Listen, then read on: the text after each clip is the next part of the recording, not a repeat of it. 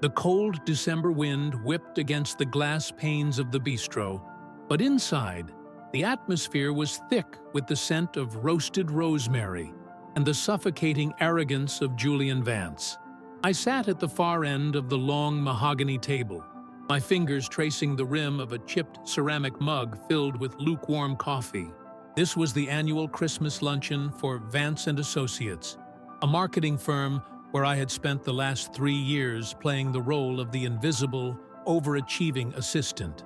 To Julian and everyone else sitting under the flickering fairy lights of the VIP lounge, I was just Elena, the girl who organized the spreadsheets, took the coffee orders, and stayed late to fix the errors they were too lazy to catch. They didn't know that the very floor they stood on, the expensive silk curtains framing the snowy street, and the 5-star kitchen currently preparing their feast, all belonged to me. This restaurant, L'Héritage, was my sanctuary, a legacy left to me by a father who taught me that true power doesn't need to shout to be felt. But today, Julian was shouting. He was leaning back in his chair, his designer suit gleaming under the chandeliers, mocking the very establishment I had built with my own sweat and secret investments. The humiliation didn't start today. It had been a slow drip of poison for months. Julian, the senior partner's nephew, and a man whose ego was larger than his actual contribution to the company, had made it his personal mission to belittle me. It was a sport to him. As the plates of appetizers arrived, delicate tuna tartare and gold leaf crostini, Julian pushed his dish away with a theatrical sigh of disgust. He looked around the table, making sure he had the audience's full attention. He pointed a manicured finger at the plate and then looked directly at me, a cruel smirk playing on his lips. He began a monologue about how this place was quaint, but ultimately beneath a team of their caliber. He called the decor tacky, the service amateur, and the food something he wouldn't even feed to his purebred retriever. I sat there, my spine pressed hard against the chair, absorbing every insult. My colleagues chuckled nervously, some out of agreement, others out of fear of crossing Julian. They saw a girl being bullied and chose the side of the bully because it was safer. They didn't see the silent owner observing the disrespect in her own house. Julian's voice rose as he began to recount a fabricated story about how he had tried to give the manager advice on how to run a real business, but that the staff here was as clueless as the girl who handles our filing. The table erupted in laughter. He was comparing me to the perceived failures of my own business, unaware that the manager he claimed to have lectured was actually my cousin, who was currently in the kitchen, fuming as he watched the security feed. I felt the heat rising in my chest, not of shame, but of a cold, calculating resolve. The Christmas season is supposed to be about reflection and joy, but for me this year, it was going to be about an accounting of debts. Every time Julian made a snide comment about the cheap wine, which was actually a private vintage from my family's vineyard, I added another digit to the price he was about to pay. I watched him berate the server, a young woman named Mia, who was working her way through nursing school. When he snapped his fingers at her like she was an animal, demanding a different napkin because his had a microscopic stray thread, I saw the flash of tears in her eyes. That was the moment my patience evaporated. He wasn't just insulting a building or a menu. He was attacking people's dignity in a place I had created to be a haven. Julian continued his tirade, now pivoting to the shoddy Christmas decorations. He joked that the owner probably bought them at a liquidation sale and likely had no taste, much like the gray little mouse sitting at the end of the table. He meant me. He told the group that I probably felt right at home in such a mid-tier, struggling establishment because I lacked the luxury DNA required for the high life. The irony was so thick, I could almost taste it, more potent than the truffle oil on the table. I looked at the grand Christmas tree in the corner, decorated with ornaments that cost more than Julian's car, and I smiled. It was a small, dangerous smile that he completely misinterpreted as a sign of submission. He thought he had broken me. He thought his words were sinking in and making me realize my place. In reality, I was just waiting for the main course. I was waiting for the moment when the owner was scheduled to make a traditional holiday appearance to thank the patrons. As the afternoon wore on, the alcohol flowed, and Julian's behavior became even more erratic and boastful. He started bragging about a promotion he was guaranteed to get by the end of the year, a position that would effectively make him my direct superior for life. He talked about how he would clean house once he had the power, starting with the dead weight that didn't fit the firm's elite image. He looked at me with such disdain, it was almost cinematic. I remained silent, the perfect victim, the quiet girl who took the hits. I even apologized when he accidentally spilled a drop of red wine on my sleeve, an apology that made him howl with laughter. "Look at her," he sneered to the junior associates. "She's apologizing for my mess." That's the kind of spirit you need to have if you want to stay in this company. Though some people just don't have the face for the front office, do they? The humiliation was public. It was loud, and it was documented by the dozens of smartphones on the table as people recorded the fun of the office party. Little did they know they were filming the evidence of their own professional demise. I looked out the window at the falling snow, the white flakes blurring the lines of the city. The contrast between the pristine beauty outside and the ugliness at this table was jarring. I thought about the hours I had spent in this very room, planning the menu, choosing the fabrics, and ensuring that every guest who walked through the door felt valued. Julian Vance was a parasite who didn't understand the value of work or the weight of a legacy. He saw the world as a hierarchy where he was at the top and everyone else was a rung on his ladder. He had no idea that the ladder he was climbing was made of glass, and I was the one holding the hammer. The appetizers were cleared, and the tension in the room seemed to vibrate. My phone buzzed in my pocket, a text from the kitchen. "The grand reveal is ready when you are." I took a long, slow breath, feeling the cold air fill my lungs. The game was reaching its halfway point. Julian was currently busy mocking the pretentious names of the dishes on the menu, unaware that the most expensive dish of the night was about to be served, and he was the only one on the bill. I looked at him one last time as Elena, the girl who didn't matter.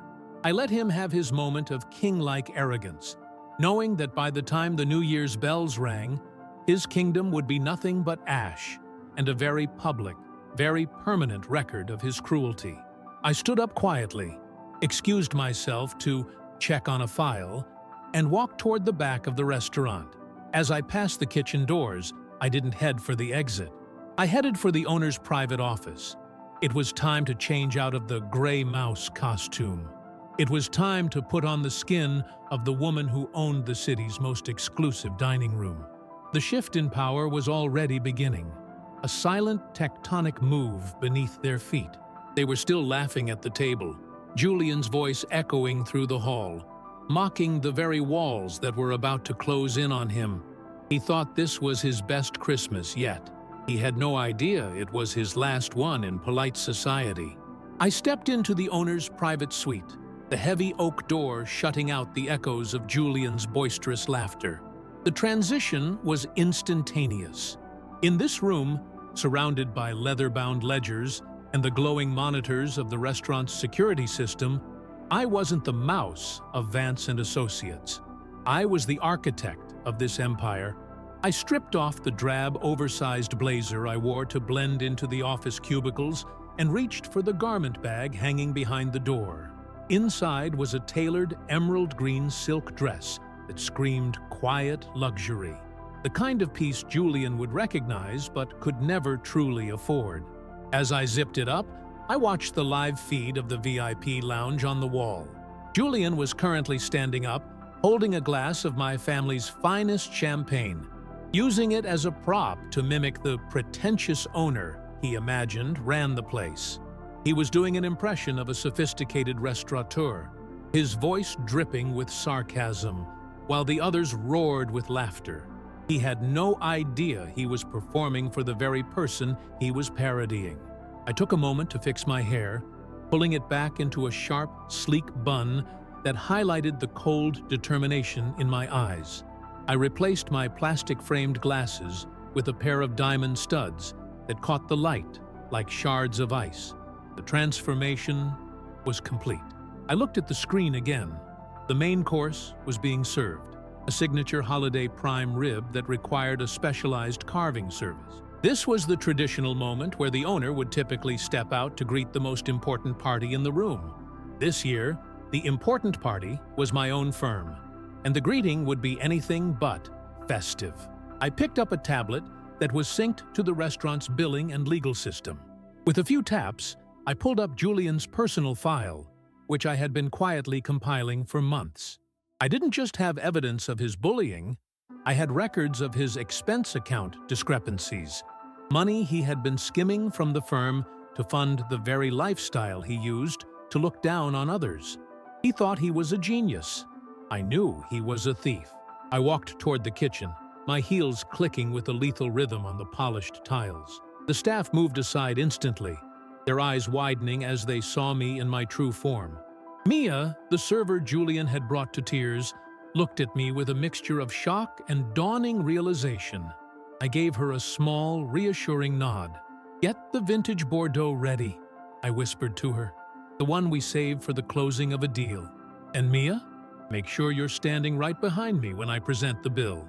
She wiped her eyes and straightened her apron, a spark of hope replacing the sadness. The kitchen was a symphony of controlled chaos, but as I approached the swinging double doors leading back to the VIP lounge, a hush fell over the room. They knew what was coming. I waited behind the doors, listening to Julian's voice one last time.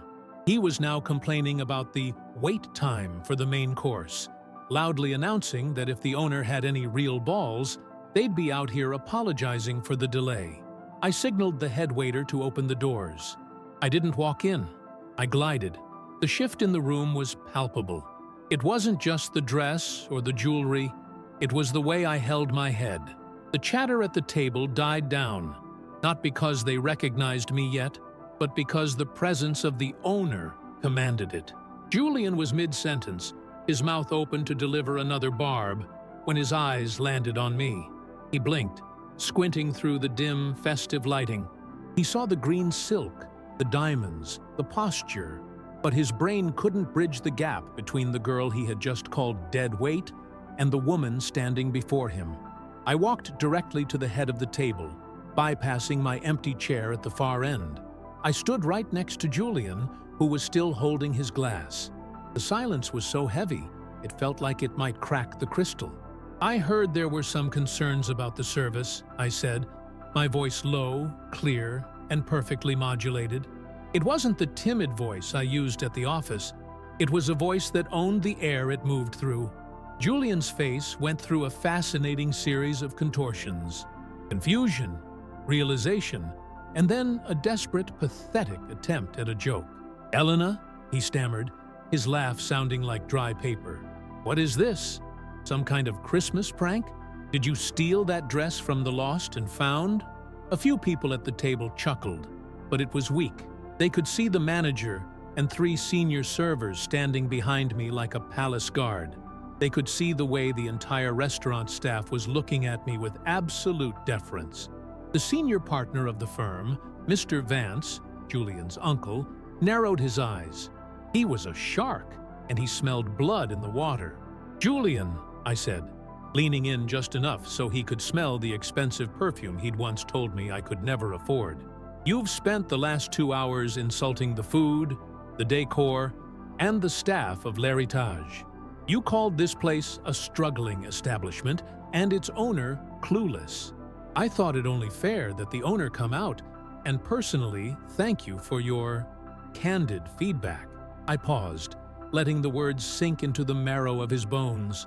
I saw the moment the blood drained from his face. His hand began to shake, the champagne in his glass rippling. I turned my gaze to the rest of the table. "I've worked at Vance & Associates for 3 years. I've watched many of you treat this city like your personal playground, while belittling the people who actually make it run. But Julian, you are in a league of your own. I placed the tablet on the table and swiped it toward Mr. Vance. Since we're talking about business standards today, perhaps we should discuss the $30,000 in marketing expenses Julian has been charging to the firm, all of which were spent right here at my restaurant under a fake corporate alias he thought I wouldn't notice. He was using the firm's money to impress clients here while simultaneously mocking the establishment to my face.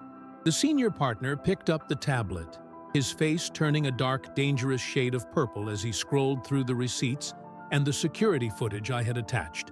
Clips of Julian bragging about the easy money he was diverted from the firm. The table was silent now.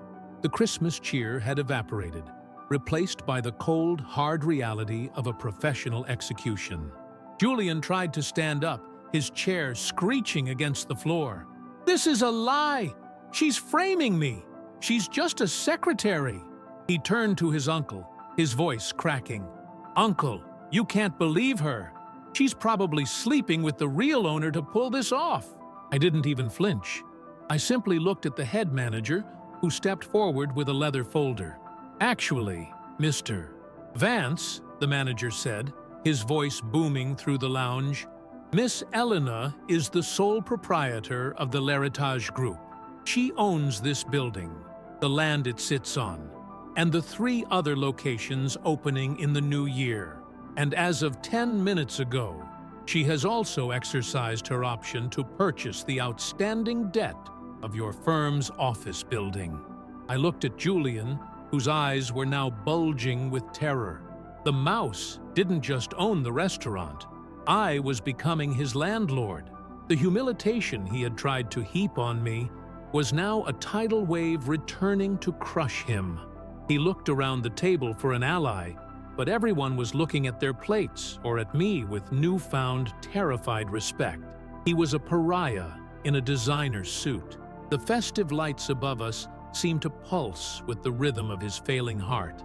I leaned closer to him, my voice a whisper that only he could hear. "You told me I didn't have the luxury DNA for the high life, Julian. But luxury isn't about the suit you wear. It's about who owns the room you're standing in. And right now, you're standing in my room, eating my food, and you're fired from my building." I stood up straight and looked at the senior partner. "I believe we have a lot to discuss regarding the future of your lease, Mr. Vance. But first, I think Julian has a bill to pay. And since he's so fond of 5-star service, I've added a 50% gratuity for the staff he insulted." The silence that followed my declaration was heavier than the winter snow piling up against the windows. Julian looked like a man who had been shoved off a cliff and was still waiting to hit the ground. His mouth moved, but no sound came out, just a pathetic, dry rasping. Mr. Vance, the senior partner, stared at the tablet in his hands as if it were a ticking bomb. The internal audit reports, the redirected invoices, and the video evidence were undeniable. He wasn't just looking at the ruin of his nephew. He was looking at a massive legal liability for his firm. The gray mouse had not only intercepted the thief, she had cornered the entire company. I stood there, bathed in the warm glow of the Christmas chandeliers, feeling the shift in the room's oxygen. For 3 years, I had been the one shrinking into the background, absorbing their shadows. Now, I was the only light in the room, and it was blinding them. Julian finally found his voice, though it was high-pitched and frantic. "You can't do this.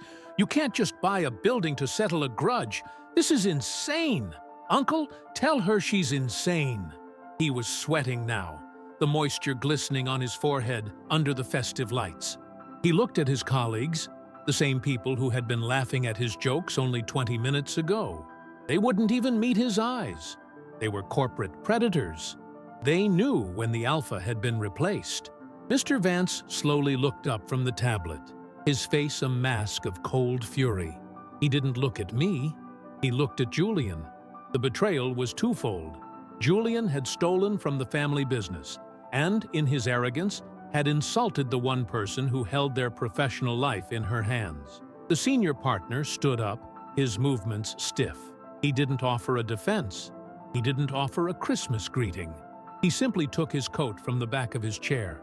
"Julian," Mr. Vance said, his voice trembling with suppressed rage, "you will leave this premises immediately.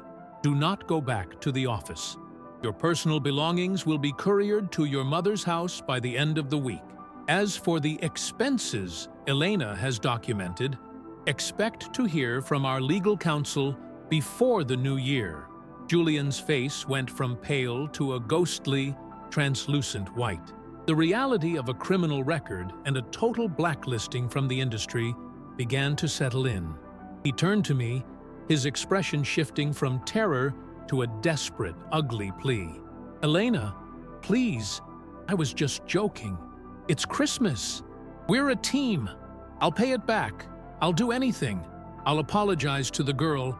I cut him off with a single, sharp raise of my hand. The room went dead silent again. "It is Christmas, Julian," I said, my voice as cold as the ice cubes melting in his glass. "And in the spirit of the season, I'm giving you exactly what you earned. You wanted to talk about class and status all afternoon. You wanted to humiliate someone who you thought had no power to fight back. You didn't realize that some people don't need to brag about their status because they're too busy building it." I looked at Mia, who was standing by the pillar, her chin held high. I looked at the kitchen staff watching through the glass. "You didn't just insult me, you insulted my family, my business, and my people. In my world, that's a debt that can't be settled with a simple apology." I turned to the head waiter. "Please escort Mr. Vance out. He is no longer a guest of L'Héritage. In fact, he is permanently barred from every property in the group." The security team, two large men who had been waiting in the shadows, stepped forward. They didn't have to touch him. Their presence was enough. Julian, the man who had walked in like he owned the world, was led out of the VIP lounge like a common trespasser. He stumbled over his own feet, his designer shoes scuffing against the floor he had mocked. As he passed the grand Christmas tree, a single silver ornament fell and shattered at his feet, a final, sparkling punctuation mark to his downfall. The doors swung shut behind him, and the sound of the howling wind from the street briefly invaded the warmth of the room before the silence returned. I turned back to the table where the remaining employees of Vance & Associates sat frozen, unsure if they were next. I picked up my lukewarm coffee, the mouse's drink, and poured it into a nearby planter. I then reached for the bottle of vintage Bordeaux Mia had brought over. I poured myself a glass, the deep red liquid catching the light. "Mr. Vance," I said, addressing the senior partner, "the rest of your team is welcome to finish their meal. The food is, as Julian so eloquently put it, mid-tier, so I'm sure you won't mind the quality." The irony was a physical weight in the air. "Mr." Vance cleared his throat, his pride wounded but his survival instinct kicking in. "Elena, Miss, I had no idea about any of this. The firm would like to make this right. Perhaps a partnership discussion regarding the building lease?" I took a slow sip of the wine, letting the complex flavors of black cherry and oak settle on my tongue. "We can discuss the lease on January 2nd, Mr. Vance. My office will contact yours. For now, enjoy the hospitality of the house. It's on me. After all, I can afford it." I walked away from the table, my emerald dress shimmering as I moved toward the kitchen. As I passed through the doors, the staff erupted into a muffled cheer. Mia hugged me, her eyes bright with tears of a different kind this time. I felt a profound sense of peace. The mouse was gone, and the woman who remained didn't need to hide anymore. I went back to my private office and looked out at the city skyline, the lights of the New Year's preparations beginning to twinkle in the distance. The humiliation I had endured wasn't a burden. It had been the fuel for this moment. I watched the firm's black town cars pull away from the curb downstairs, Julian nowhere to be seen, likely walking through the snow in a suit that no longer meant anything. This was the best Christmas gift I could have given myself, the reclamation of my name and the total destruction of a bully's ego. I picked up my phone and sent a final text to my legal team. Proceed with the acquisition of the Vance building. I want the signage changed by the first of the year. I put the phone down and looked at the snow falling softly over the city. The power had shifted. The victim had triumphed. And as the clock ticked closer to midnight, I knew that the new year wouldn't just be a change of the calendar, it would be the beginning of my reign. The Christmas lights reflected in the glass of my office, and for the first time in 3 years, I wasn't just working in the building. I was the one who owned the light.